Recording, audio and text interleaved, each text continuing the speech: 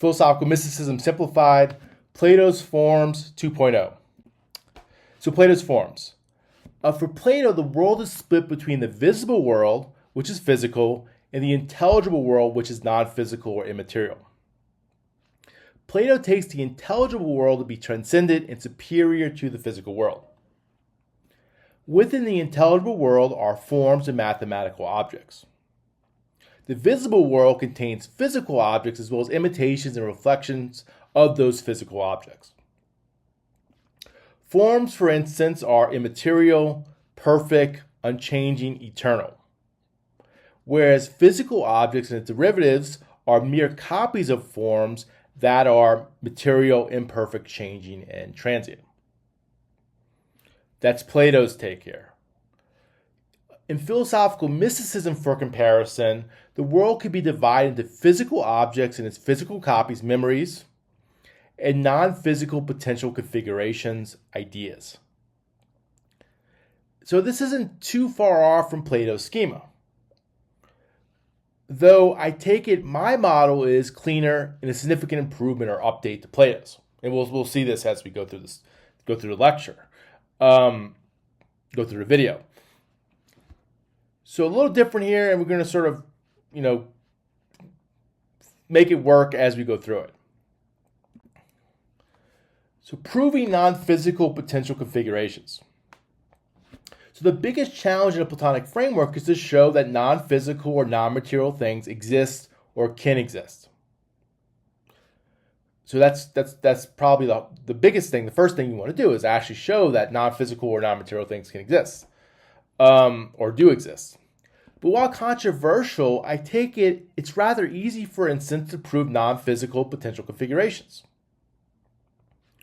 And again, see my video on ideas where I talk a lot about what the non-physical potential configurations are. I'll go down in more detail in my video on ideas, so definitely check out that video.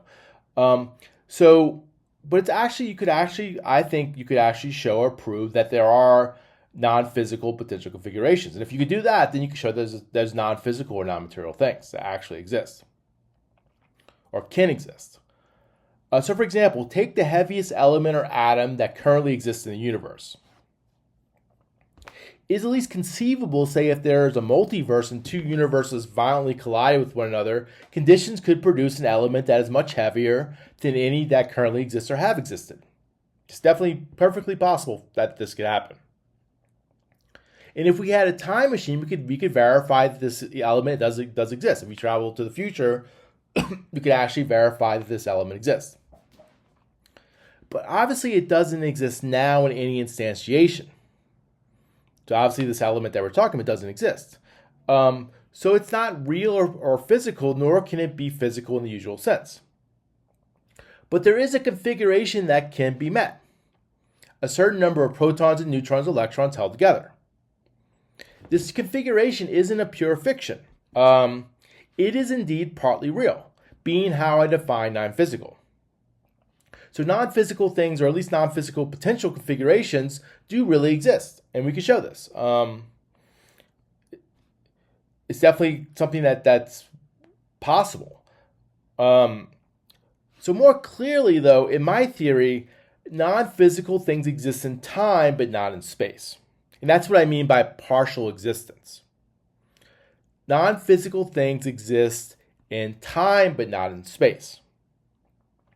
Whereas physical things exist in both time and space. So physical things fully exist, whereas non-physical things only partly exist. They only exist in time, but not in space. And that is why they partly exist rather than fully exist or not exist at all. So if they fully existed, they'd be in both time and space. If they were in neither time and space, then they just would be non-existent. It just wouldn't exist at all. So we have this sort of partial existence. In the case of ideas, I argue that they remain entangled in time with the right future memories. And definitely, again, see my video on ideas. So these configurations are definitely possible, and we have further proof is that we could contemplate these configurations in our head, despite them not being physical or having any physical counterparts. So it's perfectly accessible to us that we could contemplate these non-physical potential configurations, like this element that meets certain criteria, fits certain conditions where it would exist. And we could perfectly conceive of what this configuration would entail. Like we could do it in our heads. So this would be further proof that it is possible that either potentially or even what we're able to contemplate that there are non-physical potential configurations. And these would be non-physical, non-material things. Of course, we could also contemplate configurations of things that do currently exist as well. So we could contemplate configurations that could exist, but we could also perfectly reasonable that we could also contemplate configurations of things that actually exist right now in the physical world, and we do this all the time when we contemplate things, when we sort of look at or measure some configuration in our minds. So to start to get at this a little more, let's look at Plato's famous divided line. And for Plato's divided line, he's going to divide the world between he's going to divide reality into the intelligible world and the visible world. And the intelligible world is the world of knowledge, and the visible world for Plato is the world of opinion. Within the intelligible world, at the top, we have intelligence. And within intelligence, we have the forms. And I would also, in my sort of version, I also include ideas within intelligence as well. Below intelligence, we would have thinking, and that would include mathematical objects. And then you have the divided line. Here's that line right there is the divided line. And then you move into the visible world. Within the visible world, you have belief, and this is going to include physical objects. And at the bottom level, you're going to have imagining, and that's going to include images, reflections, and art. And I would also, in my sort of theory, I would place memories at the level of imagining as well. And for Plato, as you sort of move down the divided line from intelligence all the way down to imagining, things become less real and things become less true. So he's going to have this sort of hierarchy here of reality where the forms are at the top and the images are at the bottom. And we'll talk some more about this in a second. But just look at the divided line, look at the sort of chart and see where each of these things are going to fall within Plato's schema. All right, working within the divided line. For Plato, forms occupy the top of the divided line and are the most real.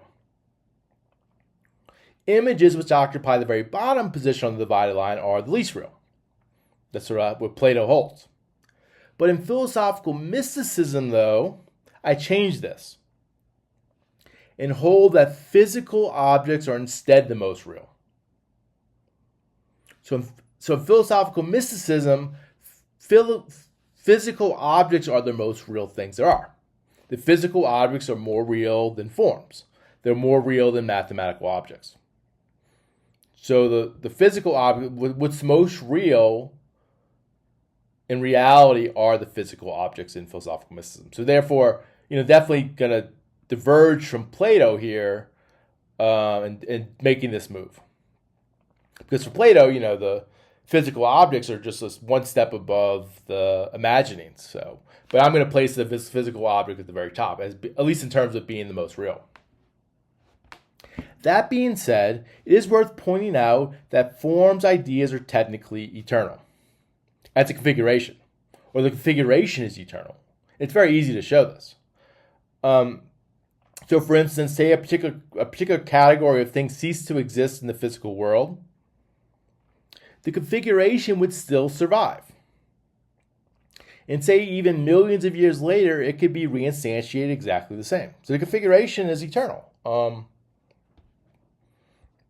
even if like universes came and gone, there would be a certain configuration of protons, neutrons, and electrons that would make up a certain element. And the configuration would remain, even if the physical objects all disappeared.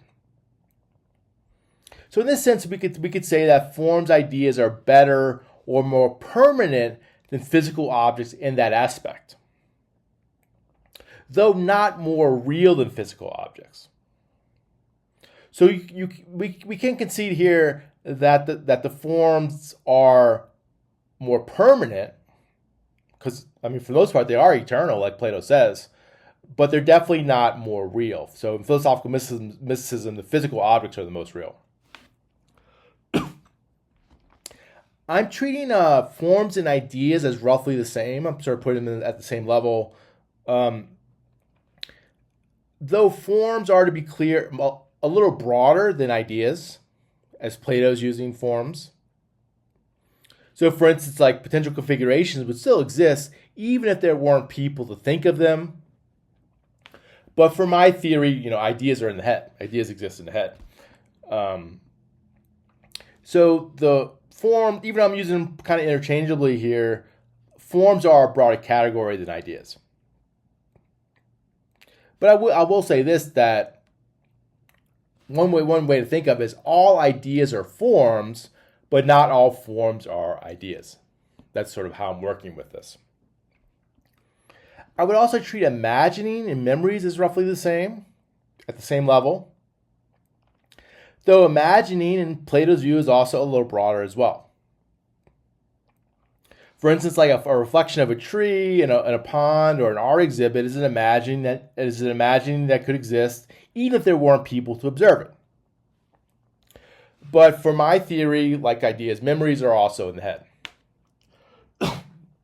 Memories are in the brain. They're physical and they're in the brain. And a really easy way to sort of sort this out is, I would say all memories are imaginings, but not all imaginings are memories, in my theory. All right, working within the divided line continued. As far as the category on the divided line, as far as the category of believing, that would just stand, and that physical objects just exist. They just are. But again, I wouldn't say they are less real than the forms or mathematical objects. In fact, again, I say physical objects are more real than both forms or mathematical objects. So the physical objects are the most real thing there is, according to philosophical mysticism. Also in my theory, counter Plato, forms ideas don't cause physical objects to exist, nor are forms necessary for physical objects to exist. So physical objects can exist independent of the forms. You don't need the forms for the physical objects to exist. There's no causal relation here. Whereas Plato will say there is a causal relation. But in some sense, I will have to say, forms ideas are prior to physical objects. Even though they don't cause physical objects, they are prior to physical objects. The configuration, or a viable configuration, must already exist before a distinct physical object can manifest itself. So like in the weak sense, like Plato says, we could say that physical objects do copy the forms. So we can give them that, but it's in a very weak sense. In the weak sense that the forms are just prior to the physical objects, rather than causing the physical objects. I also wouldn't follow Plato in calling forms ideas perfect and physical objects imperfect copies. So I'm not going to say the forms are perfect, like Plato. And I'm not going to say the physical objects are imperfect copies of the forms. The forms are just configurations. They don't have to be perfect. And the physical objects aren't necessarily imperfect. There's no reason to say they're imperfect. They're just not forms. Individual forms ideas are just what a unique configuration is. they just must be met for something to be what it is. They're just a unique configuration that must be met for something to be what it is. And we could even say physical objects supersede forms, ideas, and complexity, making them much more formable. Whereas forms, ideas are of a substantially lower count and much simpler than individual physical objects.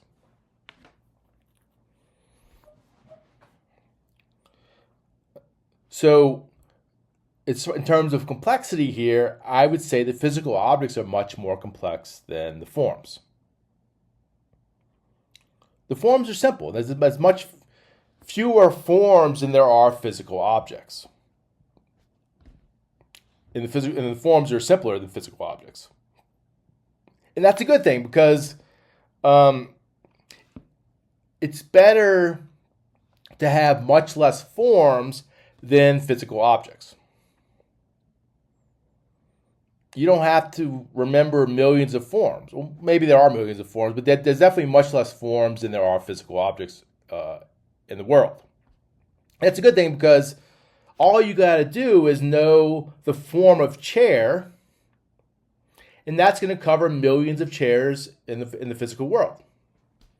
So you don't have to remember every single chair in the physical world. All you got to do is remember the form of chair, and that'll cover millions of chairs that you might interact with in the physical world. So it's a good thing that actually the forms are simpler and there's much less forms than there are physical objects. And that seems pretty straightforward, I think. So the next level to look at would be the mathematical objects. So we looked at physical objects, we looked at the images, we looked at the forms. The next thing is the mathematical objects. So forms versus mathematical objects. The category of mathematical objects needs some serious refinement here, because it's very easy to get forms and mathematical objects mixed up.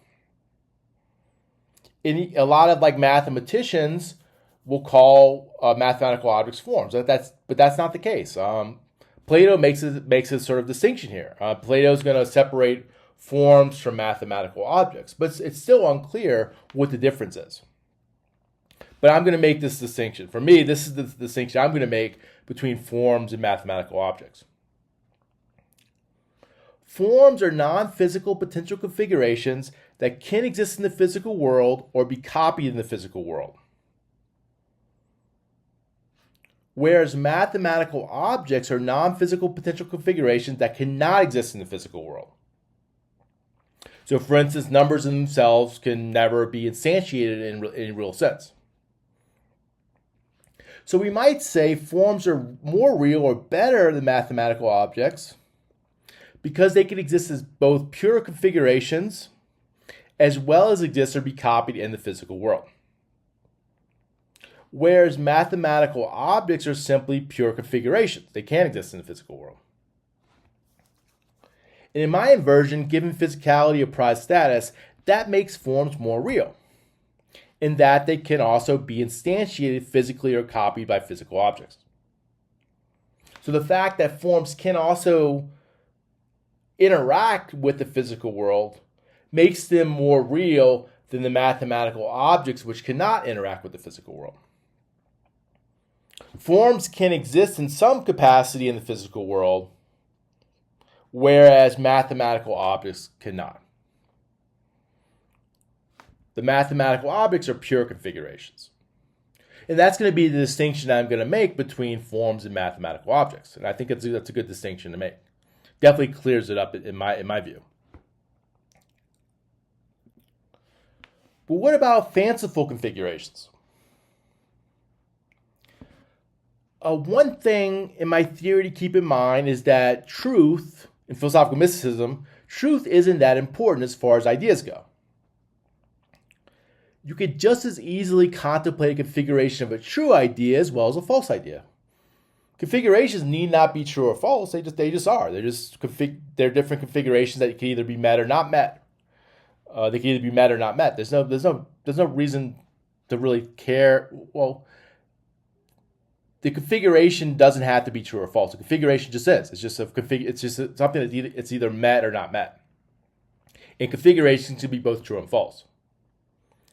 So I'm abandoning Plato's epistemological project here in terms of caring about truth, and primarily looking at the forms through a metaphysical or ontological lens. So I'm not really worried too much here about truth, at least not as much as Plato. I'm not as worried about truth. Rather, what I'm concerned with is reality. What's more real, what's less real.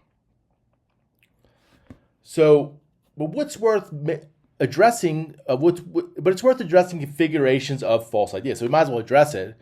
And here's like what I would say on the matter. A possible configuration can be of something that doesn't exist in the physical world or have any instantiations, which we call false or fictitious. So you could have configurations, forms that don't exist in the physical world. That's fine. They can even be false or fictitious. You could have a configuration that has a fictitious entity as a sort of content. But if it is in fact a possible configuration, even if not actual, it would still be an idea or form in the extended theory. So for instance, it's very possible that a unicorn, in the sense of a horse with a horn on its head, even if taken to be false or fictitious, could exist in the physical world. So even though it doesn't exist in the physical world, as far as we know, it could exist in the physical world. But contrarily, it's not possible for a square circle to exist in any place or any time in the physical world. So you could have a unicorn, but you can't have a square circle. Logical compatibility puts limits to what configurations are possible. And the number of possible configurations that can be met are then limited. And hence the number of ideas and forms are limited, not infinite. That's a good thing. Like, you don't have to remember an infinite amount of forms. There's a limited amount, and that makes it more manageable for human beings. And logical compatibility is going to set some limits on terms of what could be or could exist. So, but what of configurations that are not logically contradictory, but nonetheless seem fanciful? So a unicorn, we could definitely, it's definitely possible. Could be the form of a unicorn. That's nothing wrong with that. But what of configurations that are not logically contradictory, but nonetheless seem fanciful, such as like a flying poodle? My solution would be to classify fictional entities like flying poodles as mathematical objects. They are configurations that can be met, but cannot exist in the physical world. So there's no form of flying poodle, but there can be flying poodles as mathematical objects, how I'm defining it. So this is just sort of a way around the problem of fictional things, the existence of fictional things. So for my theory, the way I deal with this problem is to say that, well, things that are fictitious, like flying poodles, let's just treat them as mathematical objects. So they can exist as a non-physical potential configuration, but they can't exist in the physical world. And that's just what mathematical objects are. They're pure configurations. And I would take that fictional entities would fall under the category of mathematical objects rather than the category of forms.